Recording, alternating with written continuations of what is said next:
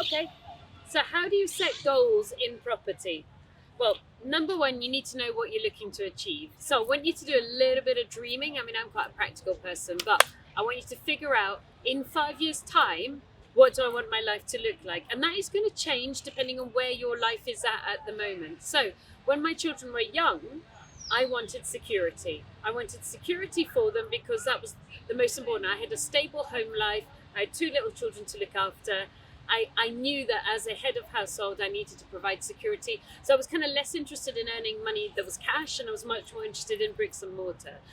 So as a result, my targets were less about, I want to earn 10 or 20 grand a month. My target was very much, I want to have a portfolio that's very large. If anything went wrong, a house could be traded in for cash. There'd be no problem at all for any of us in my family. As my children grew and they got put through university, and I bought property for my son to go to college, and I bought the portfolio, I then moved on to cash and thought, well, actually, I'm quite interested in a cash income. A, because I love traveling and I quite like traveling the business seats, but B, because I'm interested in paying down my portfolio.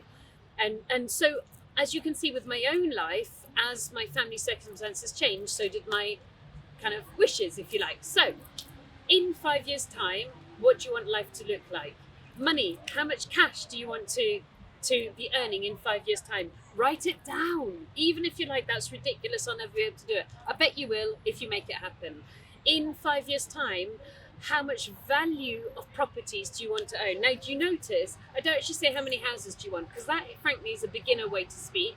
Because it's not about the houses, it's about the asset value. And the asset value needs to give you the income, doesn't it? So it needs to be a high yield. Yield is annual rent divided by purchase price, in order that these assets that you've bought give you a high income. Also, terribly importantly, and a lot of people don't talk to you about this, but I do because it's real, how much of that asset do you want to own? And let's be quite frank, how much of that asset do you want the bank to own? And I would like you to own as much of the asset as you are actually interested in. For me, I want you to be pushing down that loan to value, and every single year owning more and more, and not just relying on capital growth, but actively doing some buy to sells to pay down the debt that you've incurred on your current properties. Why? Because that keeps you safe. So what does life look like for cash and for wealth? And if you are an accountant, that is your profit and loss and your balance sheet. But we're people, not accountants. Now, I know accountants are people too, and I'm very good friends with my accountant, who's a brilliant guy. What does your actual life look like? How many hours do you want to be working? Where do you want to be working? I'm in Barcelona right now. 2 weeks ago, I was in Cambodia, Laos, Vietnam, Boston, New York, India, Bali, because I love to explore the world. So what does your life look like? And then what you want to be doing is matching the strategy for property to your life. So if you want to travel the world, it is highly likely you are going to have other people managing your portfolio, not you. So you need to build that into your plan. If you want huge amounts of cash flow, then you're going to be looking at deal packaging. You're going to be looking at buy to sell for cash. And I'm going to be like nudging and encouraging you to put some of that cash into buying properties, because you have to keep going on that unless you've got assets that pay you. If you want a quiet, stable life with very limited stress, then what you're probably going to look at is single lets, ASTs, because when people move into them, typically they live there for years, so you have very little interaction in and out with your tenants. So don't decide, like I've heard this amazing property strategy like HMOs or service accommodation. Decide, this is my life, this is what I want to earn, this is what I want to be worth, and this is how I want to spend my life. Then match the property portfolio to your life. So number one is that almost dreaming side of life, and then you're going to be matching the properties, the strategy to fit that scenario. So then you've got, in the residential, you've got single lets, multi-lets, buy to sell, build, you've got planning gain. I really like the strategy of getting land, putting planning on it and selling it without even building it out. That is fast cash. To give you an idea, guys, I put a property on the market yesterday. I've had 2 offers already, and one is full asking price. So I'm a bit like, well, I know you just gave me full asking price, but do you want to go up? Because I'm going to keep it on the market for 2 weeks and just see if we can get any more bites. So I love actually adding value to property, putting planning on it, and then selling it out. Then you've got student accommodation. We've talked about service accommodation. We've talked about single lets. We've talked about buy to sell. So you've got a whole load. And the chances are you're going to choose two strategies.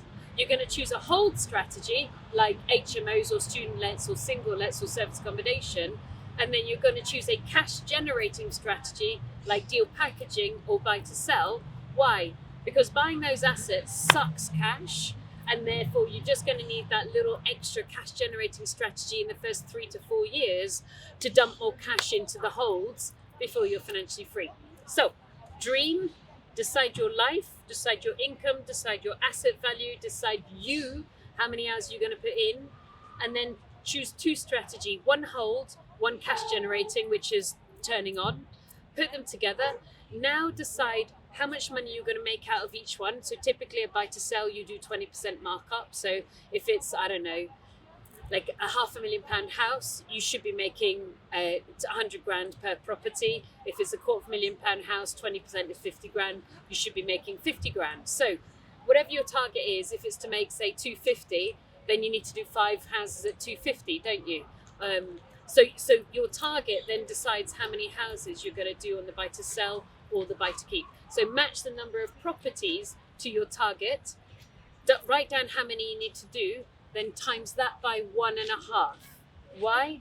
Because we always kind of not always, but often people slightly under deliver to where they really want to get to. So if you set your actual business plan 1.5 times more than you need to do, then you're highly likely to see what you really need to do. So you got me.